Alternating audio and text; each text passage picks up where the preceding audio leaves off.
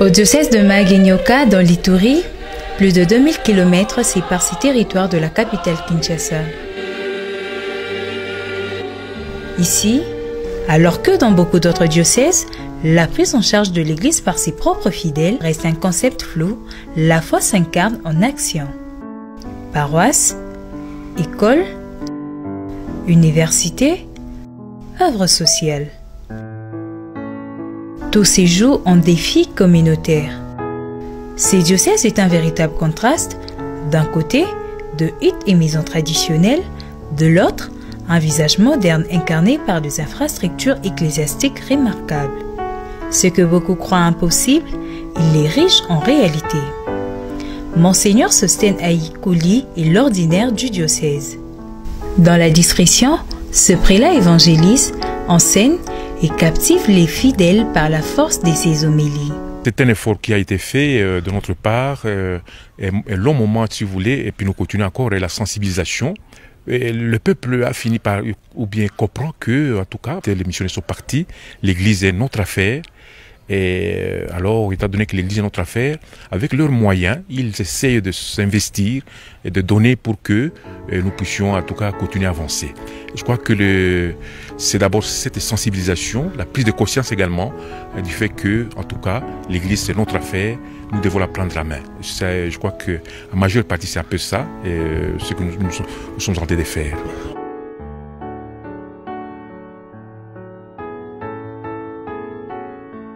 Le centre d'accueil de Caritas, inauguré en 2020, est devenu un phare pour toute la province. Géré par le père Prosper Rugamba, il ne se contente pas de recevoir, il transforme. Depuis son arrivée, chaque jour apporte une nouvelle réalisation. Nous avons commencé, et c'est pour cette raison que, voilà, depuis 2017, c'est depuis pratiquement le 27 novembre 2017, que nous avions commencé avec la pose de la première pierre pour la construction de ce centre d'accueil.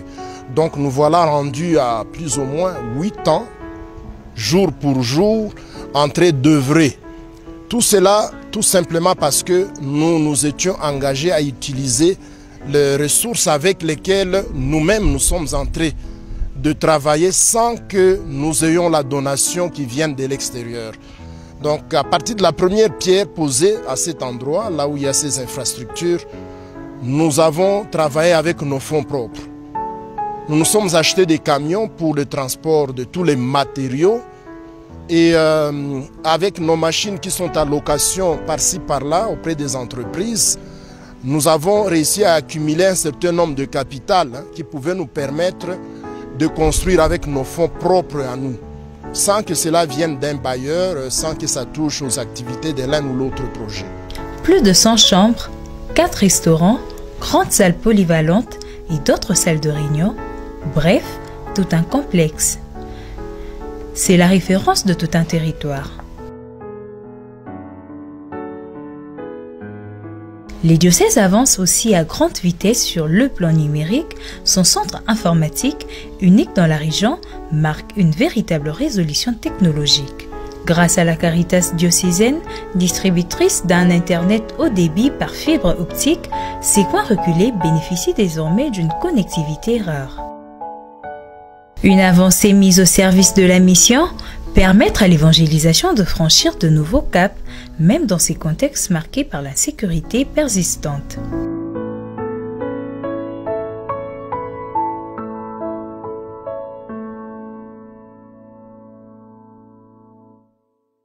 Encore plus étonnant, dans les villages reculés d'Ariwara, une vaste église de 6000 places est en voie d'achèvement.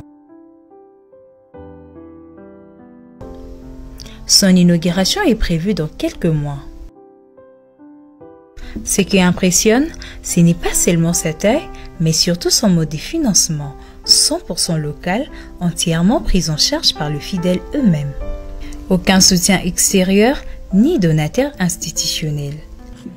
Pour prendre en charge cette église, ils se rendent compte qu'eux-mêmes, au-delà des enseignements que les responsables de l'église, comme évêques et comme les prêtres, donnent, eux-mêmes, entre eux comme laïcs, ils se rendent compte qu'il faut prendre cette église en main à partir de l'écoute de la parole de Dieu, à partir des enseignements que les responsables donnent.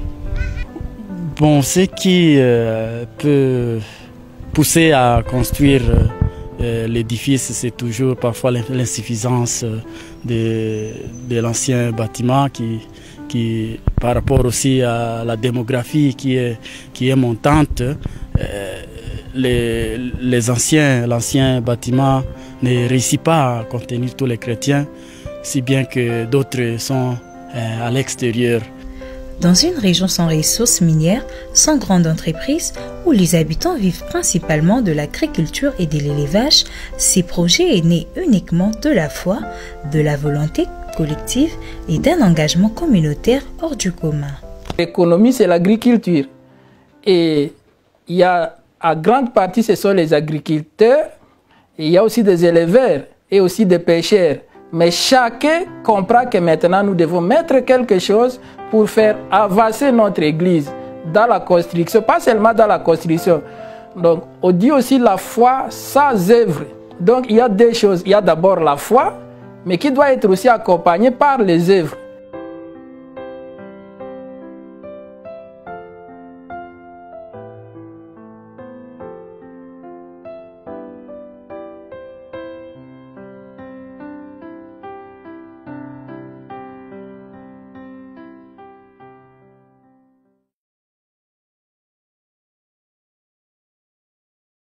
À la paroisse d'Endrélé, dans ces mêmes diocèses, tout a changé en quelques mois. Construction de l'église, presbytère, grotte de Marie. Tout cela sans attendre que l'État ou des institutions extérieures interviennent. Ici, la prise en charge de prêtres n'est pas un débat, c'est une réalité vécue. Le famille s'immobilise, le fidèle donne, bâtisse, priant ensemble pour voir leur voix être respectée. Monsieur Basile Aguenon Atouambe, commerçant de lait. C'est du courage. Il faut comprendre que l'éternel Dieu est pour tout le monde. Et lui, quand on se donne, quand on l'aime comme il nous aime tellement, on doit vraiment approcher l'église et aider nos autorités de l'église facilement. De notre tradition, la tradition à Lourdes, ici ou même la culture, donne le temps à faire du respect. Et quand les gens se respectent, se donne à de telles activités facilement. Tout part du courage du travail. Les gens aiment sur le travail. Et comme il y a du travail et que les gens sont courageux pour travailler, c'est cela que les gens aussi sont proches de l'évêque et de l'église pour prendre beaucoup de choses en charge.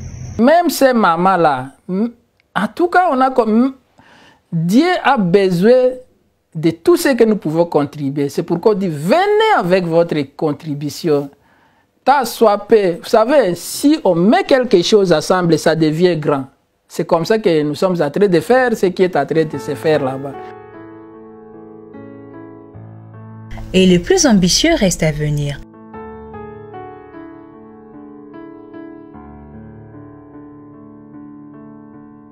La construction de la nouvelle cathédrale qui semble tout droit sortie d'un rêve partagé. Une structure monumentale à l'allure de basilique pour une église locale portée non par de mécènes lointains, mais par la foi et les simples paysans et éleveurs d'ici. Actuellement, les standards même de la construction, c'est la première maintenant dans notre diocèse. Mais c'est plutôt la cathédrale qui sera la première. Ça, je vous avoue. Avec des architectures. Mais il y a aussi un autre, c'est à Konjkani.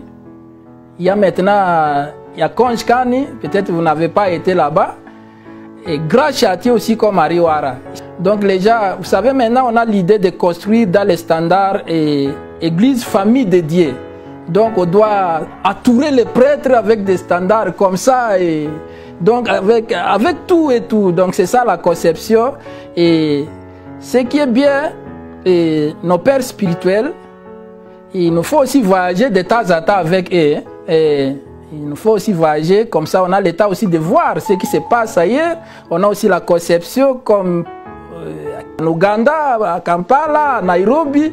On voit ce qui est en train de se faire et on vient parfois, s'il y a des nouveautés, on approche nos pères spirituels, on dit, bon, est-ce qu'on ne peut pas faire dès qu'ils acceptent, et si c'est ça marche avec la philosophie de l'Église, et on marche ensemble dans la synodalité. C'est comme la synodalité est entrée vraiment là-bas.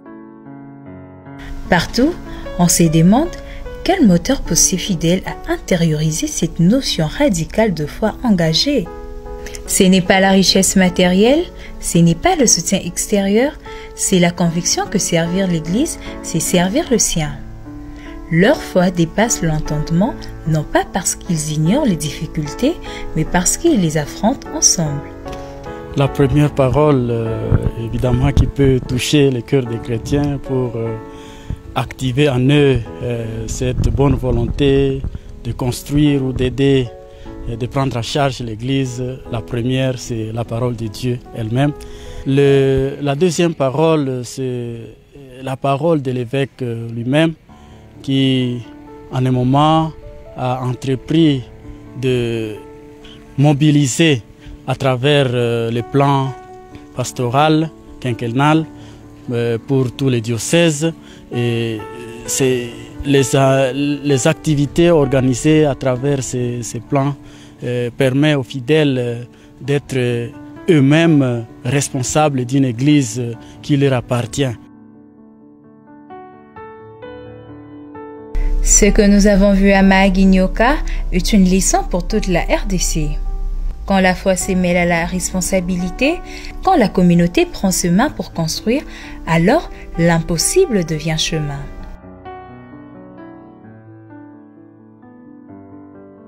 Ces œuvres montrent qu'une église locale forte, enracinée, autonome est non seulement désirable, mais indispensable. Que ce soit à Ariwara, à Ndrele, à Aru, à Ngote, à Luga, à Logo, à Nyarambe, à Laibo, à Erira, à Ouzi et autres, ou de champs et les écoles de la Caritas, Justice et Paix, le fidèle œuvre pour un avenir où la paix, le bien vivre ensemble ne sont plus de vœux, mais une réalité à portée de main. À Mahagui-Nyoka, la foi ne se limite pas à la prière. Elle s'est traduite en briques, en toitures, en terre cultivée et en prêtres soutenus sans attendre. Ici, la prise en charge n'est pas une théorie, c'est une culture intégrée, une responsabilité assumée, une expression concrète de la maturité chrétienne. Ces diocèses, pourtant éloignés de grandes métropoles, démontrent que l'autonomie ecclésiale est possible, même sans grands moyens, lorsque la foi devient action communautaire. Face à cette dynamique impressionnante, une question s'impose. Et si d'autres diocèses s'inspiraient de ces modèles ?